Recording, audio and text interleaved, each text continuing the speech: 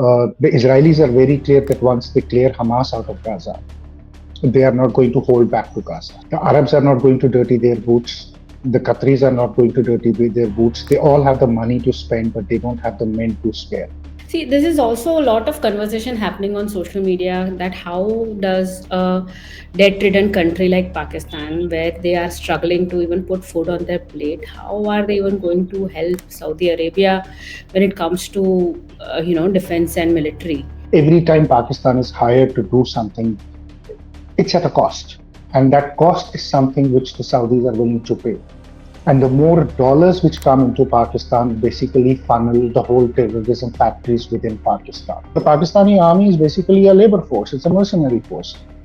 It's going to bring in money, money is going to bring in food, money is going to bring in arms, money is going to bring in terrorism, money is going to bring in drugs.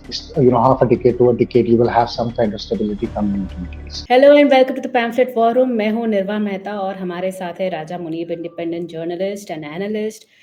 Hello Raja, welcome back to the pamphlet.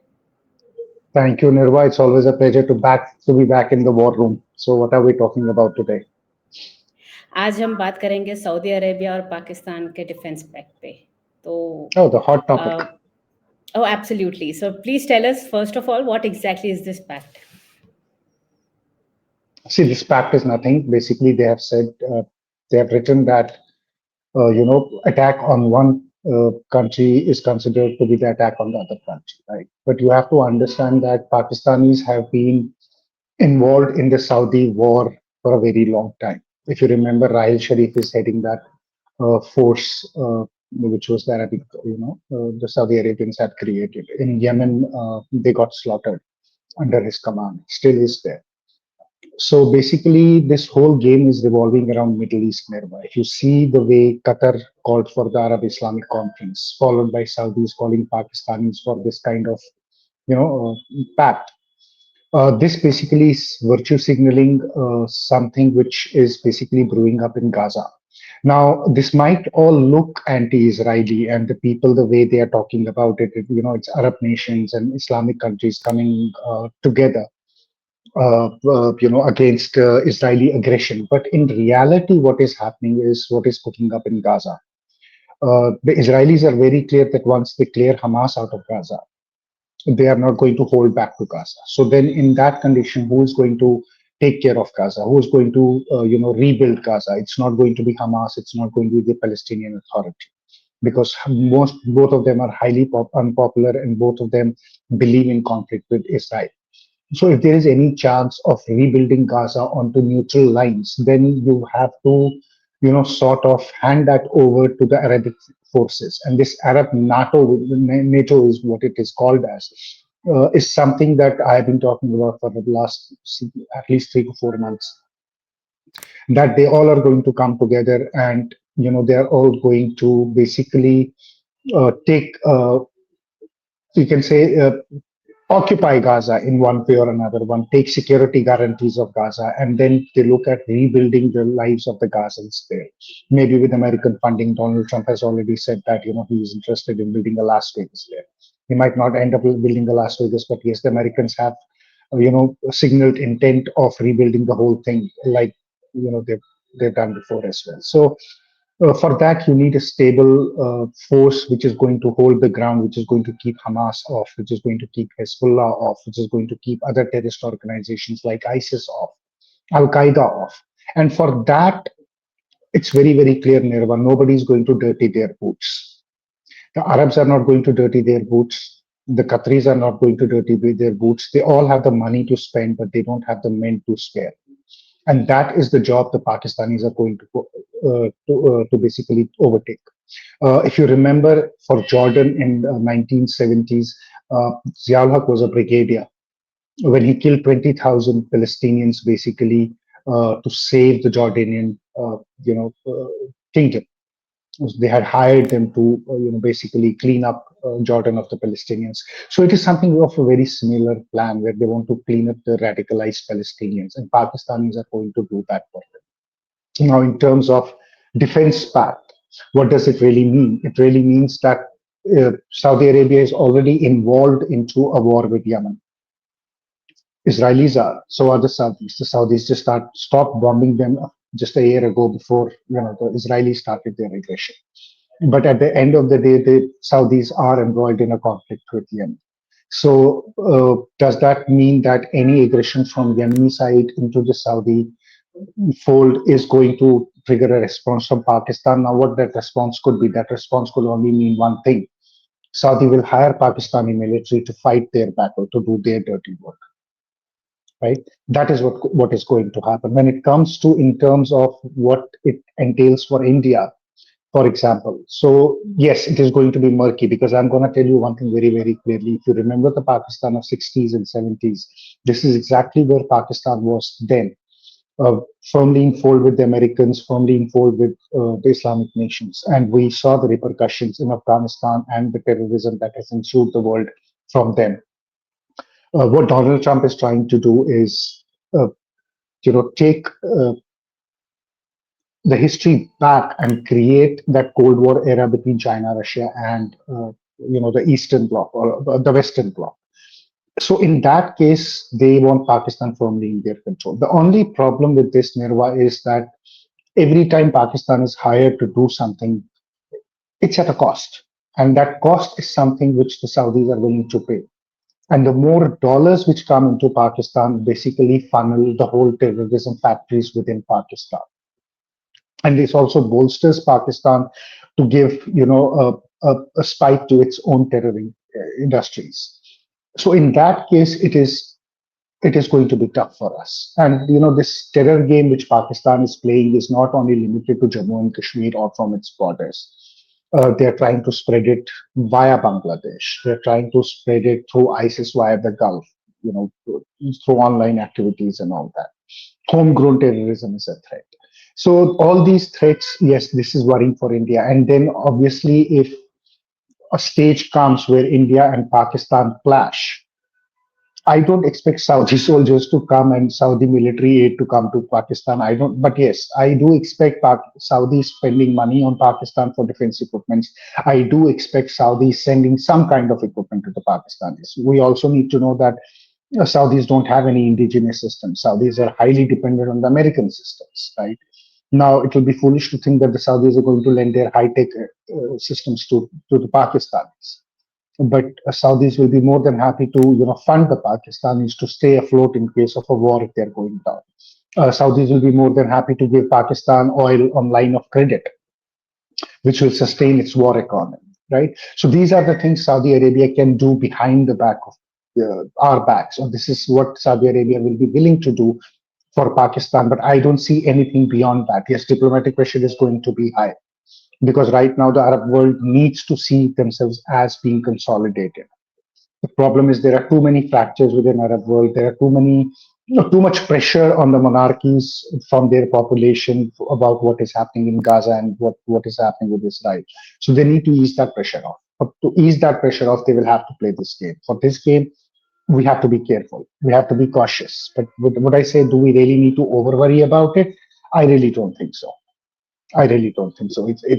Caution is good, but you have to be optimistic as well. So I don't see that it's a doomsday scenario, but yet it is going to be concerning for us as Right, because I think Pakistan at some point will showcase this as, Saudi is standing behind us. So how do you see that playing out in terms of India and Pakistan both, and Saudi also Qatar here, uh, well. because Qatar and Saudi are also one of the best of friends, and Oh, they're actually rivals. They're actually arch rivals. yeah. So how does that also affect the Middle Eastern region in this case? It affects in a lot of ways. It's going to be a very complex situation. It's not going to be easy. So this whole Arab NATO is a facade, is a face of they're putting up, a united face onto it. Now, if you look at the relations between India and Saudi, we have a far more bigger trade which happens between India and Saudi. There is nothing of equivalence of trade between Pakistan and Saudi. There's hardly any trade between Pakistan and Saudi. So in terms of economy, the weightage is clearly on the Indian side. The Saudis are not going to destroy that. The Saudis can pressure you to buy some oil from them. That can happen. But apart from that, I don't see a significant shift in Saudi policy towards India.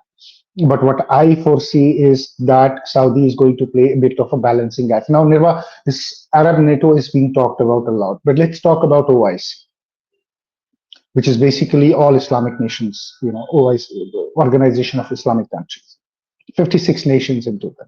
Over the years, look at where India's position in OIC is, and it has become stronger, right? Except a few countries which have always created trouble, like Turkey. But overall, it has been positive on the Indian side. The UAE, the Saudis have always been favorable more towards India. And I don't see why it is going to be different with Arab NATO alliances, the Arab Islamic Alliance. It's just going to be an extension of that OIC. The same countries are operating, the same politics is there, the same competition is there, the same rivalry is there, everything is there. So there will be converging interest and then there will be diverging interest. So, the converging interest, as I said, is because now Qatar is seen as extremely weak. With an American base, if Israelis can come and hit Qatar, right, on the face of it, it looks extremely weak because there has been no response. Now people are even mocking, saying that Iranians at least responded. Qatar has no response. The only response Qatar had was of condemnation missiles. So looking at that, it seems very, very bad for these monarchies, especially. The Saudis would like to put out their weight into Gaza. They would not like Qatar or Turkey to have the entire, a geopolitical milking of the situation when it comes to Gaza, because Saudis have a stake in IMEC along with the Israelis, right? So they will be working very, very closely, and they will be looking at expanding their sphere of influence there. So there's going to be diverging interests, there's going to be converging interests. And there are going to be clashes between the two, which are going to be on the backside, and then they're going to work together as well. So that is how this whole thing is going to emerge. Right. But you know what? See, Pakistan, if we see, it is, the world has seen that how it has been the hub of terrorism, right? So, for Saudi to put its weight behind Pakistan, do you to see that it may uh, appear bad in way for Saudi for doing that? Because why would you want to associate yourself to the country which harbored Osama bin Laden, right? At some point, No, why but would they do don't forget that Osama bin Laden was a this Saudi of Saudi? national. Correct, correct. Also don't forget that Pakistan is the hub of terrorism, but all the raw material has been provided by the Americans and the Saudis. It has been the Saudi money which has fund terrorism, extensively in Pakistan. It is the Saudi madrasas which have preached radicalization. It's the Saudi funding which comes into, terror organizations through different routes and different parts of the world. So it's not that Saudi would not want to associate. Saudi has always been a part of it. It's just that when an NBS came, he distanced himself from these activities of what is happening overtly. But covertly, they have been trying to play the game, and Qatar took the overt role. Right, but Saudis have always been in this game. The Saudis have always pushed this agenda. So I don't see why it is difficult for the Saudis to align with Pakistanis. See, Pakistan is a hired gun, is a mercenary who is a hired gun to carry out a job. It's as simple as that. And every time, whether it is Saudis, whether it is the Western world, whenever they need to carry out something which they think is too dirty or too murky for their own interests, they will hire Pakistan to do the job. And that is exactly what is happening here. They're just hiring the Pakistanis to do this job, nothing more and nothing less. See, good you brought up FPS because he has been talking about the Vision 2030 for Saudi, how he's planning on modernization and everything. But and obviously for that particular achieving that vision, India is a far better partner, strategic and alliance with for Saudi than Pakistan would be. So in light of that, does this how does this stand for India? How does this show India when it comes to Saudi signing this defense pact with Pakistan? And considering Riyadh has usually avoided taking a very strong side of is Pakistan, usually on multiple forums, do you think this will continue, or this may change in recent or in little bit further time? Nirva, see, there is nothing either or in geopolitics, right? It's all in the shades of gray. So just because they have a defense pact doesn't mean Pakistan is going to be an important partner of Saudi where Saudi reforms are concerned, right? As far as the Saudi reforms are concerned, MBS is going to push for it. You will going to see a far liberal, far modernized Saudi Arabia coming in next 30 years. You're going to see India playing a very strong role in that kind of relationship. You're going to see trade between Saudi and India to be where it is and to expand, not to decrease, right? It's an arrangement with Pakistan is a very limited kind of an arrangement. It's a side show, you can say. It's a limited arrangement. Saudis know how to keep Pakistanis on the leash.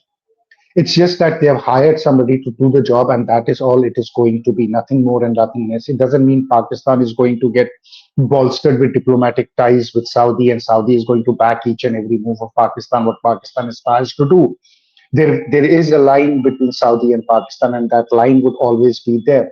And Pakistan is in a root shock for itself if they realize that they are going to walk over that line and Saudis are going to amalgamate or converge onto that line and going to stand firmly behind them. Because when push comes to shove, the Saudis will not be backing Pakistan beyond a limit. And I'm telling you that limit is lip service, nothing more and nothing less. It's because they don't want to see the whole. You have to understand why Pakistan has been hired. The Pakistan has been hired to, stabilize Gaza, get rid of the extremists and the Islamists at one point. What is Saudi Arabia's interest? Saudi Arabia's interest is to basically go ahead and have a stable Middle East where they can have business relations. IMEC is very, very important for Saudi liberalization for next 30 years. Saudi Arabia is looking at IMEC. Saudi Arabia is not looking at partnership with Pakistan. Pakistan has nothing to give them except nuclear, which Saudis will take away anyway from the Pakistanis in next 10 years, right? The point is, what is Saudi Arabia's vision for next 20 years, for 30 years? IMEC is a very, very important project in that. And what does IMEC entail? It entails Israel, Greece, uh, UAE, Saudi Arabia, India. So how is it that then Saudi Arabia is going to jeopardize its entire economic plan just because they have a partnership with Pakistan, right? So it's not going to be that way, the way it is being perceived. Look, Pakistani commentators can say a lot of things, but then who takes them seriously? Nobody takes them seriously. Their understanding is very, very limited when it comes to geopolitics, and that is why Pakistan is where it is today. It's because their understanding is very, very poor.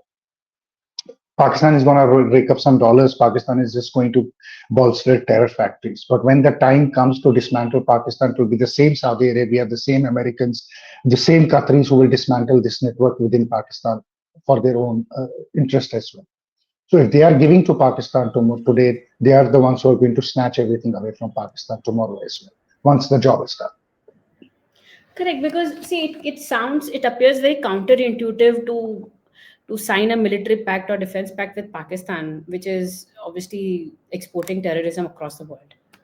So that, but anyway, tell me, do you think that, see, India and China are big trade partners with Saudi? Uh, with this particular pact, obviously Pakistan is kind of a rental state for China. Do you see that with this particular pact coming in and these equations changing in near and long run? I don't see a significant change happening, Nirwa, because at the end of the day, you have to understand how it helps Pakistan also. As I said, the Pakistanis would be killing the Palestinians, the radical Palestinians, but then they would be portraying themselves as the saviors of Islam by saying that they have kept Gaza safe from the Israeli aggression, they're keeping Gaza away. That is why you're seeing this rabble rousing coming out of Pakistan over being a nuclear weapon. And Israel will not be able to take us on because we have nuclear weapons. That rabble rousing was already happening. That what all that also does is that galvanizes the radical jihadist mindset within Pakistan. That also helps Pakistan to ease out the radicalization within by saying that they are standing up for the Gazans and the Palestinians and fighting the Israelis. That takes the pressure off Taliban with what Taliban is trying to do in Pakistan. That bolsters the terror ranks because this terror is then going to be used strategically against the adversaries of Israel, or maybe unleashed on Iran tomorrow, unleashed in Russia tomorrow, unleashed in Asia tomorrow, could be unleashed against Taliban in Afghanistan, India, China also in some places, right? So it's going to be a two-way balancing thing. On one side, they're going to, basically literally slaughter the Palestinians. But under the same Palestinian guard, they're going to produce enough terrorists to export to the rest of the world where Americans need those terrorists, whether it is, against the Russians or against anybody, against their adversaries. So that is what Pakistan is going to do. Pakistan is going to play both ways as they have always been playing. They always run with the hares and hunt with the hounds. That's what Pakistan is going to basically do here as well. See, this is also a lot of conversation happening on social media that how does a debt-ridden country like Pakistan, where they are struggling to even put food on their plate, how are they even going to help Saudi Arabia when it comes to defense and military? So obviously, Mhm. please answer this particular question. We've discussed similar points, but again, because this is No, but also specifically it's being easy. asked and No, talked about. yeah, but this is easy. This is very easy to understand.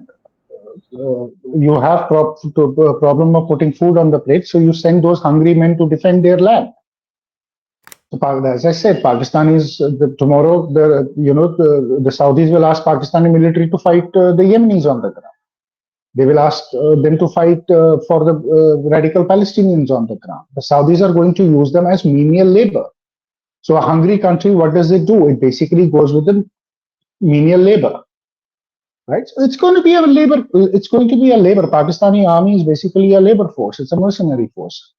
So it's going to bring in money. Money is going to bring in food. Money is going to bring in arms. Money is going to bring in terrorism. Money is going to bring in drugs. That is what is going to happen. Correct, correct.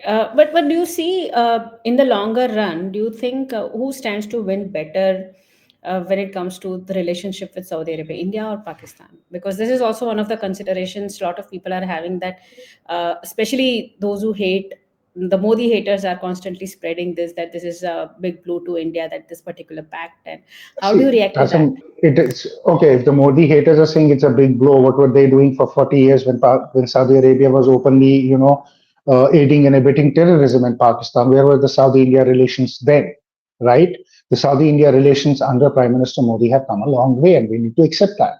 Now, talking about who is going to win in the long run, obviously the biggest economy is going to win in the long run. It is all about economy. It's all about money. So it's going to be Saudi and India which is going to win. It's not going to be the Pakistanis. The Pakistanis are going to be left more poorer and more hungry, from this endeavor than they would ever be till now. But for the critics to come and say that this is a big blow, I don't see it as a big blow. Yes, it's a jolt. It's going to have short-term repercussions, but long-term, it's not something which is going to create a long-term problem for us. And as I said, those critics should first answer that what were they doing when Saudi Arabia was actively funding terrorism in India, especially in Jammu and Kashmir. What was Indian stance then, and what they were doing about it? I think there is a lot of questions which should be answered by them. Right, right, right. Another question, other conversation on this is usually also what we discussed about Pakistan and the terrorism. Uh, but other than that, do you think more than what send the hungry men on the borders to to fight? Does it really offer anything else when it comes to Saudi? Because I can't believe that this can be the only reason. It could be, but is it the only reason? Do you think Pakistan is in a For position to offer anything more than what you just said? Pakistan will only be able to offer men, whether they are the military men who are going to fight or they are going to be the terrorists, radicalized terrorists who are going to fight. Apart from that, there is nothing Pakistan can offer. And this is a very transactional offer because the Pakistanis are going to get oil and money from Saudi, investments from Saudi in repo debt. Right? The Saudis have already promised them that. They didn't pay them, they just promised them. So I think on the garb of that, that is what is going to happen. So as I said, this is a very transactional thing. As long as Pakistan keeps doing what the Saudis want them to do, the Saudis will keep on paying them. But if Pakistan gets ideas where they think they're going to grow larger than the boot, then I think they're going to get the boot from the Saudis as well. Right. So in short, basically, it's just that Pakistan is getting these headlines on for the newspapers, but eventually it's India which stands to gain more, or rather, not lose a lot when it comes to this particular pact. Absolutely, it's more like it's a news item to sell. So why not sell it and milk it? So apart from the noise, what we are seeing and all the hoopla around it, if you analyze it into a long term solution, if you look at it, what is actually going on, there is nothing much Pakistan is gaining. Yes, Pakistan is going to become a headache for us. I can tell you that for sure. It is going to be a worry for us. I'm going to tell you that for sure. But does that mean that India, Saudi is going to burn its bridges with India? Absolutely not. Does that mean India is going to get curtailed in any way? Absolutely not. On the contrary, if the Saudis and the Israelis are playing this game, India stands to gain a lot than to lose a lot. So that is where it is for now. Okay, and one last question. What does this particular pact, does it have any impact on the Middle East situation? Does it, considering everyone in the Middle East wants peace, but obviously no one is working towards that very strongly for it. But how does this impact the vision of peace in Middle East currently? See, it's quite distant because Middle East is very, very complex. It's not an easy, singular plane. It's not on a singular plane. You have converging interests. You have Iran at one side. You have Qatar on another side. You have Americans. You have Israelis. You have Saudis. You have Turks. Right. So Middle East, no matter what you do in Gaza, Middle East will take time to basically settle down because you're going to have the moment you settle down Gaza, you might have clashes between Turkey and Israel in Syria. That could be a potential new battleground, right? So you will have these conflicts within Middle East, whether it is Lebanon, whether it is Jordan, maybe West Bank blows up tomorrow morning. Hezbollah starts blowing up West Bank. You don't know where it is going to go, right? So it's not that if Gaza is stabilized, everything is going to fall into place. To stabilize Gaza, it's at least going to take a decade. For that, or at least half a decade. For that half a decade, minimum you're going to have these conflicts which are going to rage for supremacy by Turkey for its own plans, the Saudis for its own, and obviously the Qataris are playing the double side as well. So it's not going to be that easy to bring absolute or long lasting peace in Middle East for now. But starting from Gaza is the start point where maybe in next half a decade to a decade you will have some kind of stability coming into Middle East. Okay, all right. On that note, I think we shall all pray for the peace in Middle East. And well, Yep. thank you so much for joining us today and for this wonderful conversation. Thank you, Nirva. It's been a pleasure, always a pleasure, and it's always a pleasure. Yeah. All right, we'll see you then next week. All right, goodbye. Yep. Thank you. Goodbye. Namaskar.